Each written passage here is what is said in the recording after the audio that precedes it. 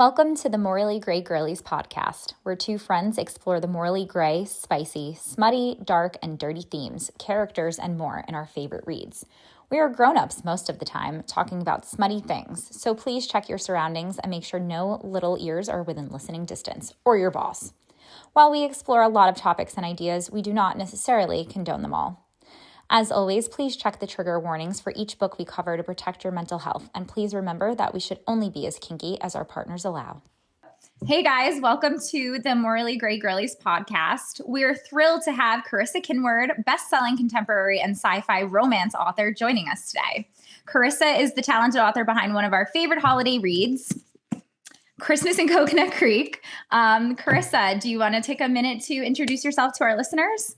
Yeah, so I'm Karissa Kinword. I live in the Hudson Valley of New York. I've so far published 2 books. Coconut Creek is the one that we're chatting about. Also a sci-fi romance book that came out a couple years ago. But the next in the Dirty Delta series, which is the sequel to Coconut Creek, will be coming out April 1st. So I'm super excited about that. I'm a contemporary romance girly myself, so I love writing this genre and connecting with people that also read it and write it. I'm glad I'm here talking to you guys. We're so excited to have you here. All right, let's get into it. So this being, one of the first books that you have published, you really set a high benchmark with, Dirty Delta Book 1. What inspired the series and got you into writing?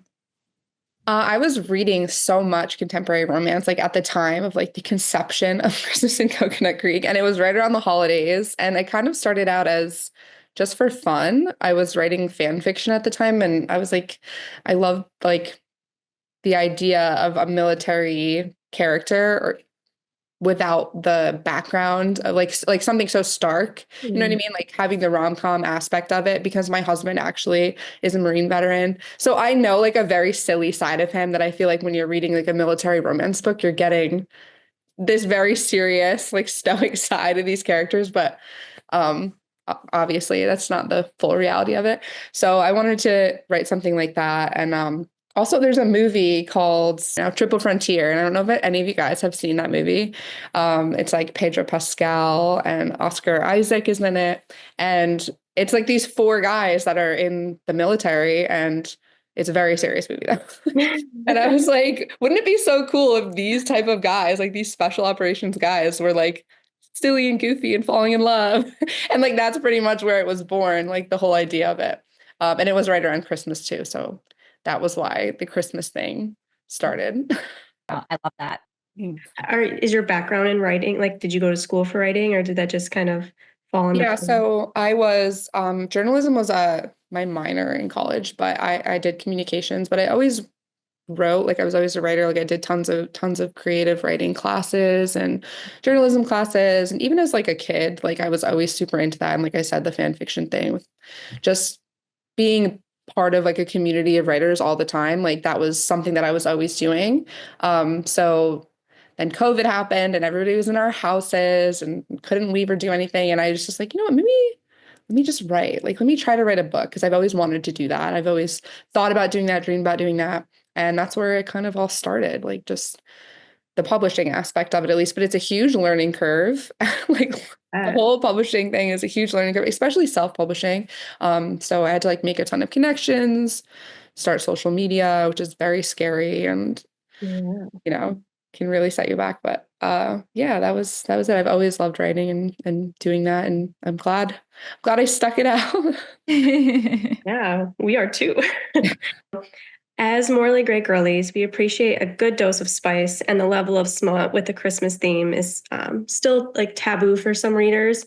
What was it like fusing something that usually associated with being cozy and heartwarming with the dirty talk and spice that we got in the book? Well, I was actually nervous, because I was I'm hoping that people don't pick this up thinking it's going to be something super duper cozy, and then getting kind of blown away by it. And it's funny that you actually mentioned that, because I've had people in book clubs, older women say, "Oh, we picked your book for our book club." And I'm what kind of books do you guys usually read? Like, I always have to check in and be like, what is it that you guys are, because they're thinking like maybe it's something a little more low key or like, oh, a fun little romance story about the beach. And I'm like, this is gonna really upset some people that aren't expecting it. But honestly, it's been good because I mean, maybe I just haven't seen it because I always like shield my eyes from people like review. Like I don't look at reviews or anything like that. But for the Yeah. most part, I think people have been like pleasantly surprised with it or excited about the difference or even people that watch Hallmark and like that's their thing during the season say like, oh, I really wanted something to be like more smutty, like Yeah. have a little more like spice to it. So We and that's what I was appreciate the going fun. for. I was like, Hallmark, yes, with like way more of what we want out of that. Yeah, absolutely. No, we love a good dose of spice and Yeah, smut. we're all about the smut here.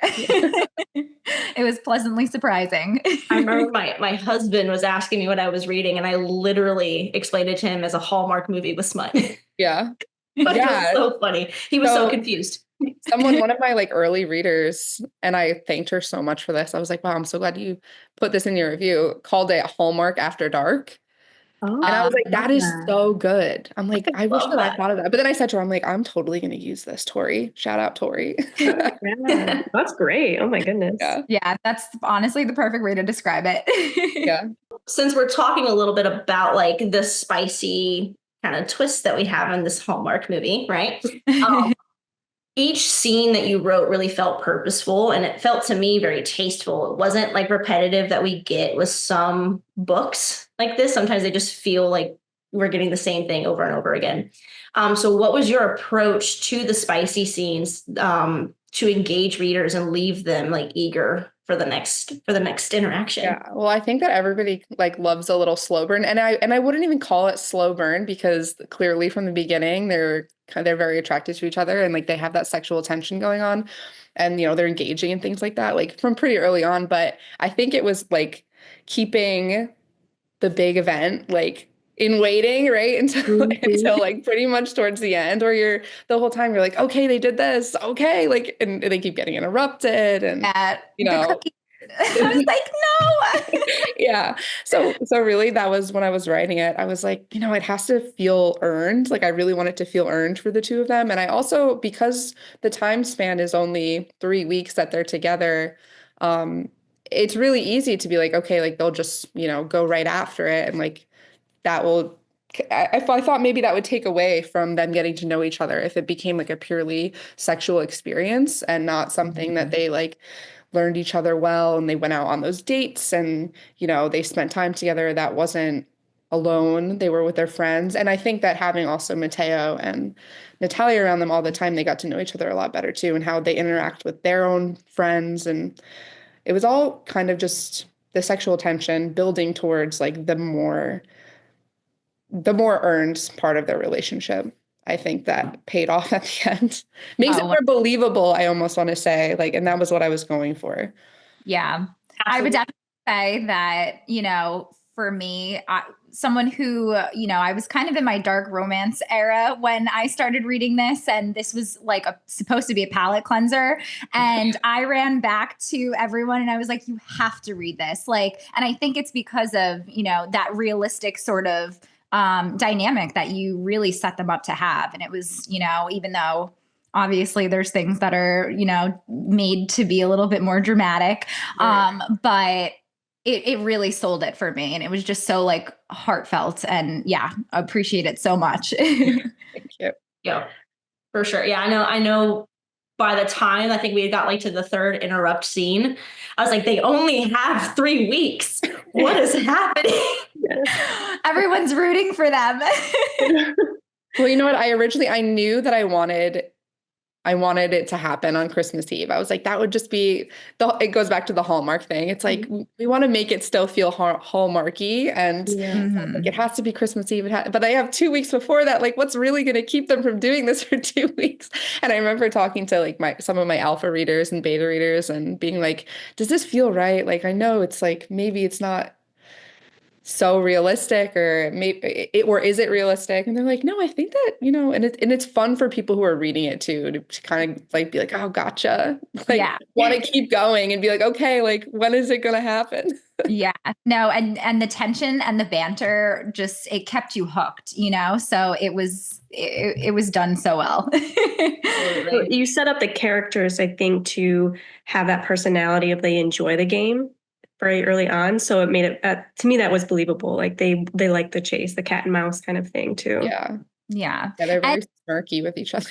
Yes. I love that. And I think it also made Frankie even more lovable as an MMC, like he wasn't like this guy who was just going after it. He was actually interested in Ophelia as a person, and put in the work. So we appreciate that. Definitely. Yeah, that he wasn't, right on it right away, or he was willing to wait, basically. And I honestly think that he wouldn't have even been upset if it never even had, you know what I mean? Like he's not that kind of person, and and I'm glad that like got that out of it, that he's not that type of guy. Definitely. No, he went to the top of my book boyfriend list. So he really did. She was like resand. Oh my and all of a sudden God. she's like, Frankie, I cannot stop about Frankie. Yeah. She's like, maybe a pilot was in my future at some point. he was competing with the best of the best, and he won out. So Yeah. Well, resand is high praise. Yeah.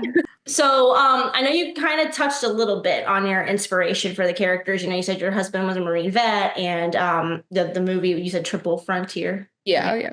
So I'm curious, where did the inspiration for these individual characters come from?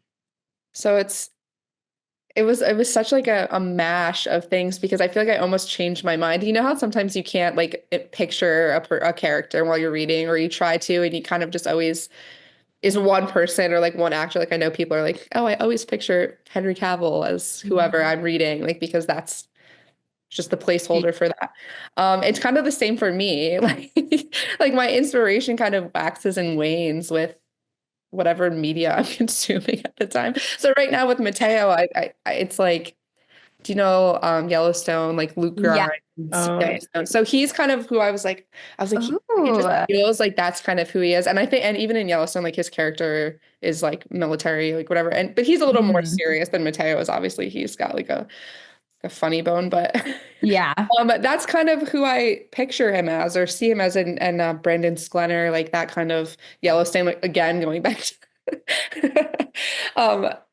we love a rugged, mountain man. So, I mean, it fits Frankie kind of, right? Because he moves to Colorado. So he couldn't be like a total surfer dude. So yeah. And then definitely for Frankie, the original inspiration was Pedro Pascal's character in Triple Frontier, and even like part of the look and the hat and like that thing. I was like, oh, I like that look. And also, and I don't want to like toot my husband's horn or anything, but he fits the bill.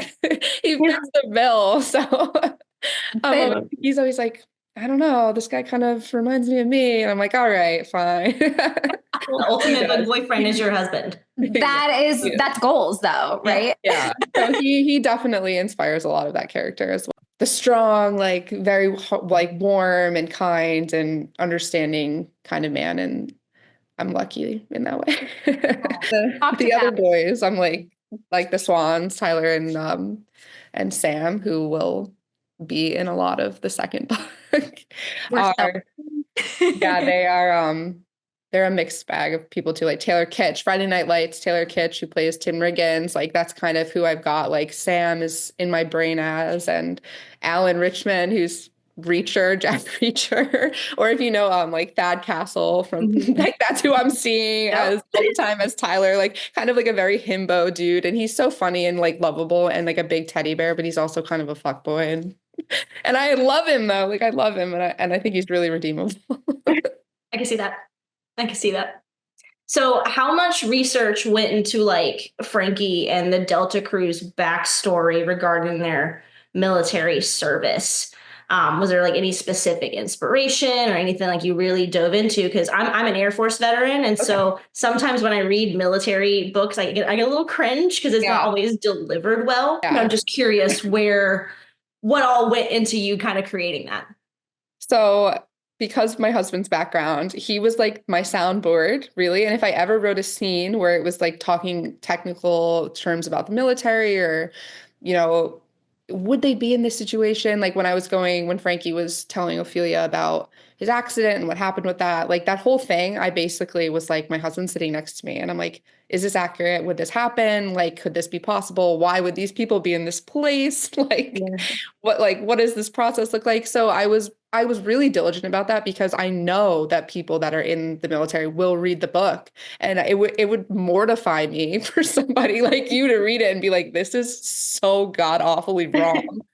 And yeah, so I always just make sure that those specific things I'll always ask him about, and just the research. So I'll be on Google and I'll be like, where are the bases in these states? Like I'm like trying to make sure that everything is like geographically correct. And yeah, really just my husband's the sounding board in that. And I have a good friend of mine who is also a veteran that I will reach out to her and be like, hey, what's this? Like, is it like what as far as women are concerned in the military as well, because my husband can only tell me so much. And then being around his friends. So the boys, I'm like, this is exactly how you and your friends act.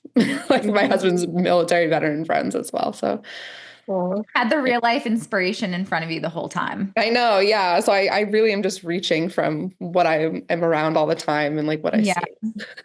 Yeah. No, I think you delivered it really well. Like I didn't know enough about the army to like know like specifically about the army to know like how the interconnectedness work. But I feel like the relationship that was built between Frankie and Sam and Mateo and Tyler was actually very representative of some of the relationships that we create. And obviously you're seeing it firsthand with your husband. And so it was interesting to see it captured so well, because I have read other books and you can tell it's written by somebody who's not military, because they like overly explain certain things that to like us military people were like, you're making it sound way more important than it really is.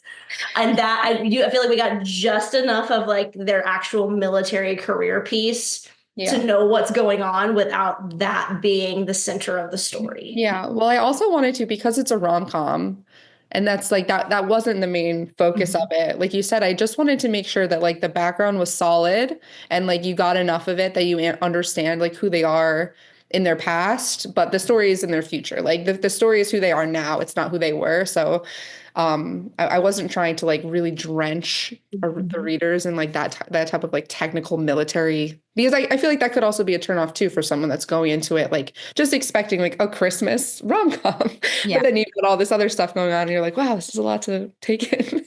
Yeah, definitely. There's so much jargon and stuff like that people put in. So again, I think it was really tastefully done. It was perfect. And this book really captured so many like different pieces. You get a little military fix, a little Christmas cozy Hallmark piece. Then you get like the slap my face and call me daddy kind of situation in there, right?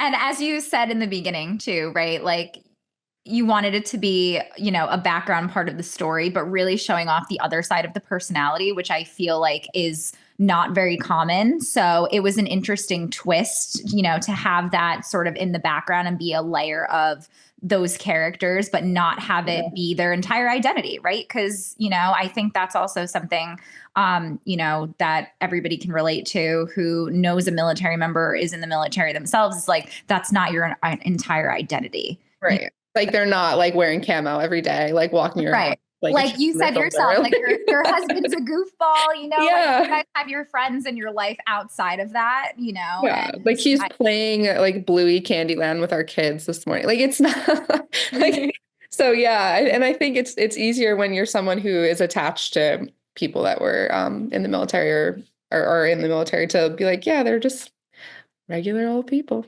Yeah. Well, speaking of, I saw one of your TikTok posts because, we interact very heavily on social media with your account. You had described Frankie in one of your reels as a grumpy veteran with a unique kink profile. And I have to say, I did not get grumpy from him at all. Well, you know what? I think that he tried. He Like, tried. he tried really hard. And in the beginning, he's like very skeptical about the dating app thing. And he's, kind of scorned from his ex. And he thinks Mateo is a pain in his ass. Like, he tries really hard. And then Ophelia kind of just swoops in and makes it really, really hard for him to not smile and not become the better version of himself when they're together and around their friends. So, was your goal to make him so lovable, or did you anticipate a different reaction from your reader? No, you know what? It's funny that you brought up that you didn't get grumpy, because I think probably originally I was like, I think he should give her a little bit of a harder time. And like when their banter was first going back and forth when they met, and then, in the, like in the club, at the Christmas club scene right in the beginning of the book, it all kind of fell apart. And I was like, you know what? No, he's very lovable, and he's just trying his best. And there's layers to be peeled away from his, persona that he puts on by himself, or, when he's with Mateo, and she's going to do that for him. Absolutely. Speaking of the banter and the humor between Frankie and Ophelia, and really all of the characters, that was a huge highlight for me of like why this was such a great read. What did you find the hardest though about writing good banter? I think that it's funny. The hardest part about it is sitting by myself and talking to myself, like trying to make myself laugh. Or it's really just me going back and forth, like, what is the funniest thing, or not even the funniest thing, but like what makes sense and what's quippy, and it doesn't take up too much space or make you think too hard. And I also, my own personal relationships, like it's kind of the way that Natalia and Ophelia are together is very similar to how, me and my best friend interact with each other. So, and the same thing with Ophelia and Frankie, like me and my husband go back and forth all the time, and with anybody in my life, but that was the hardest thing, was being like, oh, is this cringy? Like, is this going to make people be like, oh, I don't know. Like, this is too meta. Like they're talking about too many things that are like too much, media stuff, or, making too many comparisons to, like modern things. Yeah. So it's just like, I don't want to cringe people out, but I want to like make them laugh. So that was the hardest part, is just kind of trying to toe the line. Yeah, no, and I think you did it so well. I mean, it had me cracking up. But then also like the dirty talk, speaking of cringe, I feel like that was also, dare I say, tastefully done. As tasteful as dirty talk can get, I guess. Yeah, right. But, the dirty talk was done in a way where it didn't make you cringe, which was really nice. So is that, I mean, maybe speak from personal experience, but what was your sort of secret to writing, that sort of like the sexual scenes and the intimate dialogue between Frankie and Ophelia, that, teetering that line of not having it be cringy, but also something that's like engaging and sexy? Yeah, that's always on my mind when I'm writing spicy scenes, is the dialogue. Because, well, I cannot speak for everybody, because I'm like, I don't know if people really talk as much as you do when they're in romance books during these things going on. And I just wanted to make sure that every line was supposed to be there. Like if there was ever, I didn't want to oversaturate it with something or have not enough and then be like, you're reading a manual. And Frankie is like, he's a man of few words, I think, until he's with her. And then when that happens, he kind of opens up. And I think he's able to explore himself in like a sexual way, the same way that she's able to really explore herself.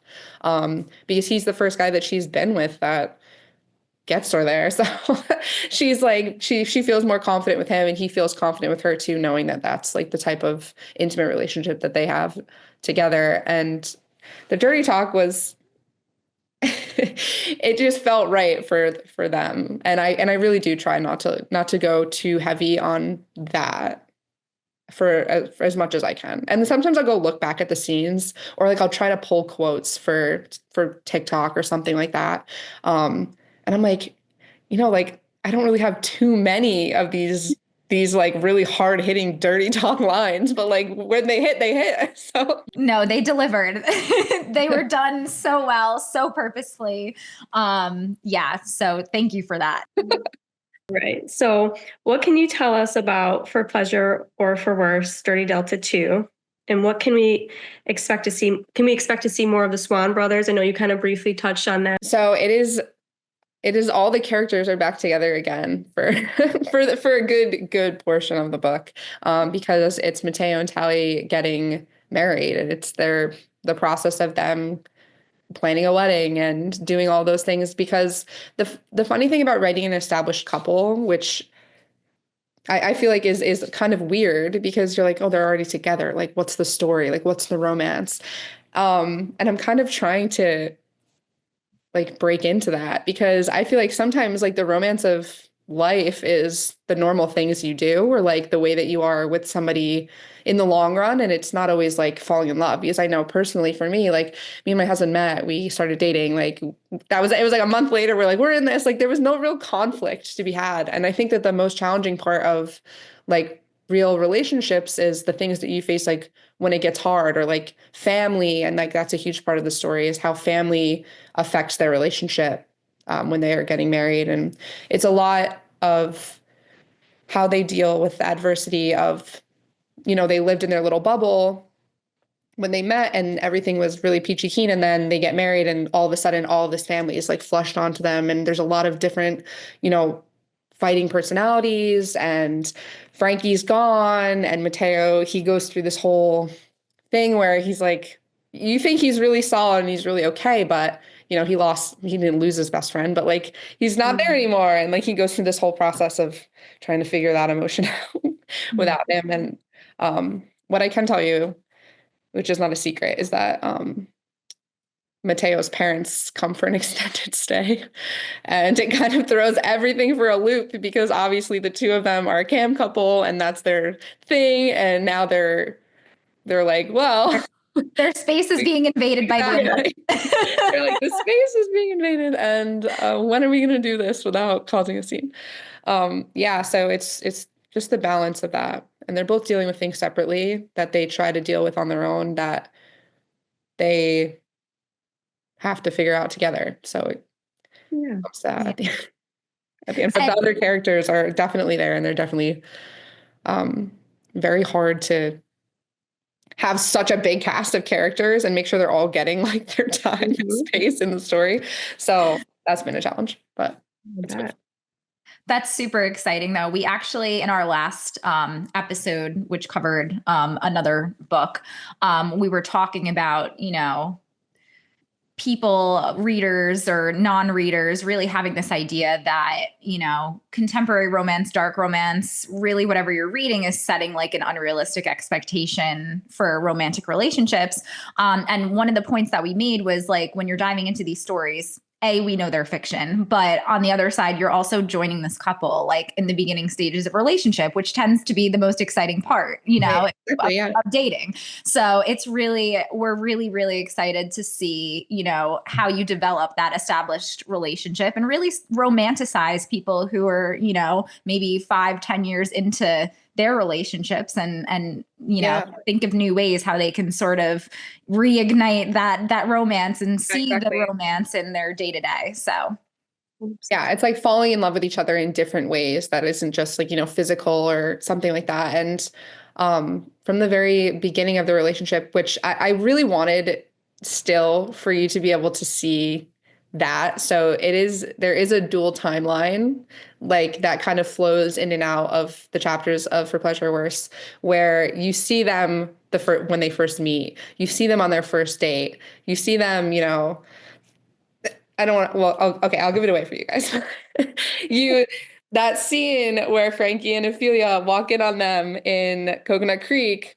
Yeah. See that, but from their point of view, like it's this whole, like it's you really like understanding like them and like why the things that they're dealing with in the present of For Pleasure or Worse, how they met and how their relationship developed, like feeds into that and like matters to that. So you're not missing out on any of that like really mushy gushy like first dating like stars in your eyes stuff. But I really think that their story is more who they become when they are faced with adversity, like a little bit later on in the relationship.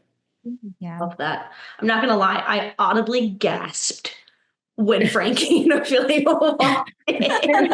I don't think anyone was ready for that. I know. I just threw that one in there. We love it though. So creative. Well, I've known for a while, like I knew that they were going to be the second book, and I knew what their background was, so it was fun to like throw that in there, like just like dropping it, and I feel like this is what's going on. Yeah, exactly. And that's also such another like fun taboo twist that you can throw into it. Is it like a cam couple? Because I don't think that's also something that's been like done frequently, at least in like, you know, my experience as a reader. So it's all of these like great ideas coming together. And again, with like the underlying humor and banter that we've seen from Mateo and Tally, we're really excited to get into that. Definitely. Yeah, I'm excited for people to read it and see them in a different light. So I'm curious, do you have intentions or thoughts or plans for the Swan brothers to have their own piece? Yeah. So book 3 and 4 are the Swans. Their own separate story. I have a soft spot for Sam. I'm not gonna lie. I don't know why, but I love him. Yeah. You know what? Well, in the end of For Pleasure or Worse, there's definitely, you get thrown a Sam bone that will lead into something else going on in subsequent books. So yeah, it's all the way that I've written the series, or I intend to write the series, is that you're getting breadcrumbs from beginning to end. So even the